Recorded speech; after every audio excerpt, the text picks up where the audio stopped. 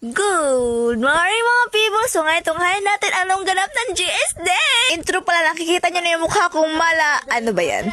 Raisa! My God! Hello! Mga classmate na siya.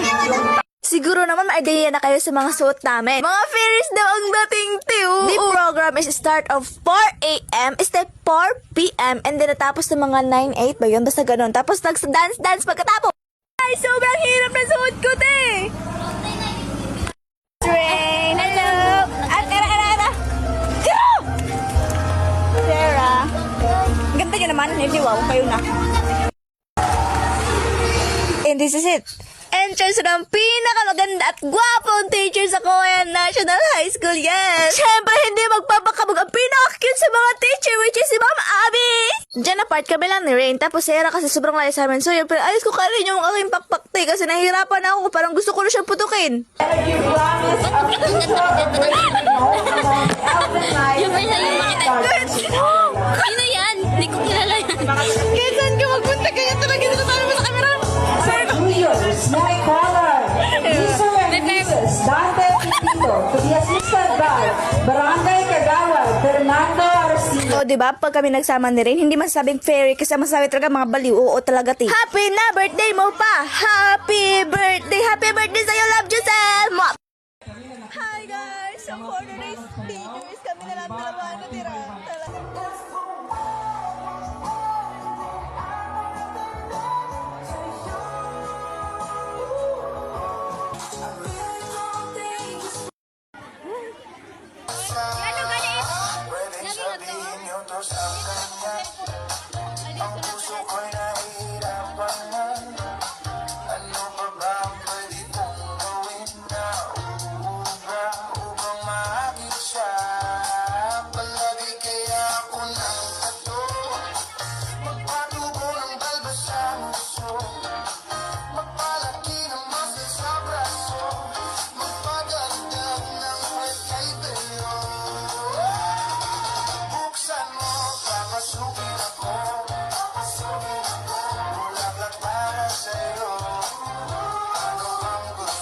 Yan ang part sa inyo tinatawag na community dance. Sabi talaga tayo na buksan nyo, papasukin nyo yung pinakamagandang fairy sa lahat. Charot! O, ay tayo malala. O, diba? Hindi nagpapakabog si Rain at si Alaysa dyan kasi nangunguna talaga. Charot. Pagkatapos na ng community dance ng grade 9, grade 10, grade 11 yan. Sunod pagkatapos na is grade 10 at pagkatapos na yung candle lighting natin.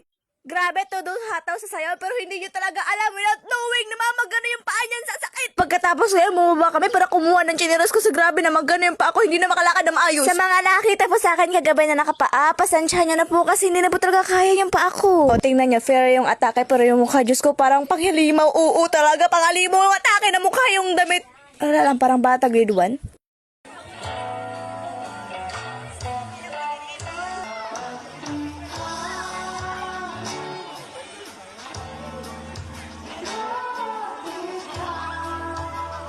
Ang ganda ng tugtog, no? Ikaw at ako. Ay, hindi! Ikaw at ikaw yun! Ikaw sana yung partner ko kasi sobrang layo. Ay, hindi! Ano ba? This is time to shine! This is a candle lighting and then form kami ng GS which is G and S. Yun lang!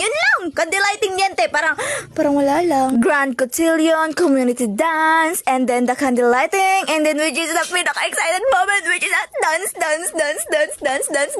Para ka namang nakasyabu, Alaysa. Sorry guys ha, kasi masyado pa talaga akong anto. Kasi alam niyo ba kung ano oras ako nakauwi kagabi? 12 midnight. And then nakipag-1v1 ako sa boyfriend ko. Hindi, nakipag-1v1 ako sa sayawan. Hindi, wala. Joke lang. Pero hindi ba sabing joke kasi totoo talaga. As in, sumayaw ako. In-enjoy ko yung gabing yon. And then, yes, in-enjoy ko yung gabing kasi alam ko na matagal lang maulit yun. Tsaka alam ko din na hindi ako pinapayagan. Pero sa awa ng Diyos, manyagan ako ni mama na kainom yata ng holy water. So yun, nag-1v1 kami ng boyfriend ko sa sayawan. Nagpatot sa whatever, wala.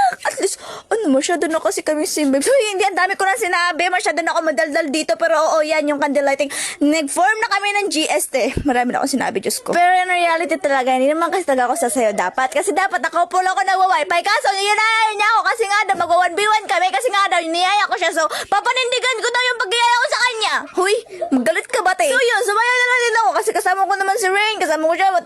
Hindi din niya nagbatalaw, sumayaw din talaga siya. Pinakita niya yung hidden talent niya, which is yung padakop-dakop sa manok style. Hindi ko na nabidyoan yun kasi masyado na kami na-enjoy ng that time. Kasi andun yung mga friends namin, and then yung mga friends niya. Uy, ano ba? Ano ba sinasabi ko? Candlelight yung usapan. Bakit napunta tayo dun?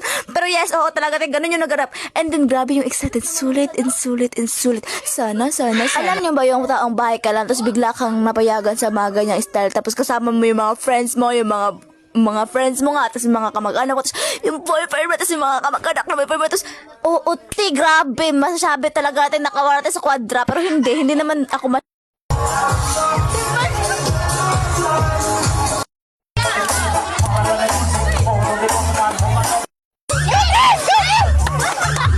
Grabe, habang pinapanood ko si Kim, natutulala ako. Sinaisip ko sana ganyan din ako sumayaw, pero hindi ko talaga yan kaya. Hindi naman talaga ako sumayaw. Tumayo lang ako. Tapos nung mga 11 ata yun, tapos nasabi ko na 1v1 kami. Doon bago ako sumayaw. Tapos, diba, naalala ko na naman. Pero as in, ang galing talaga ni Kim sumayaw. Bagay-bagay siya. Diba? Tingnan, wow, Teo. Okay, ikaw na pinakamagaling sa lahat. So, dito ka tatapusin ng video. Madami pang ganap, pero yan na muna kasi mag-enjoy pa kami. Back to normal sa Monday. Bye-bye. Wait a minute, kapag mainit. Hindi pa ako nakapi ngayon. Pero sa totoo lang, hindi talaga yung sad na sabi ko na 1v1 na grabe talaga. Normal na sa'yo lang talaga yung sinayaw namin ng boyfriend ko. Hindi pa rin sa kanila na grabe na talaga.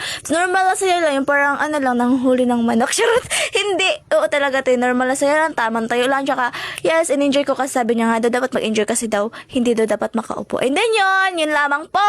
Bye-bye. Pinapaliwanag ko lang po kasi ma-issue pa naman kayo. Baka ano pa isipin yung sinasabi ko. Pero ang masabi ko lang po is normal na sa'yo lahat. Tamang-tama lang po yun. Wala po yung halong ano-ano.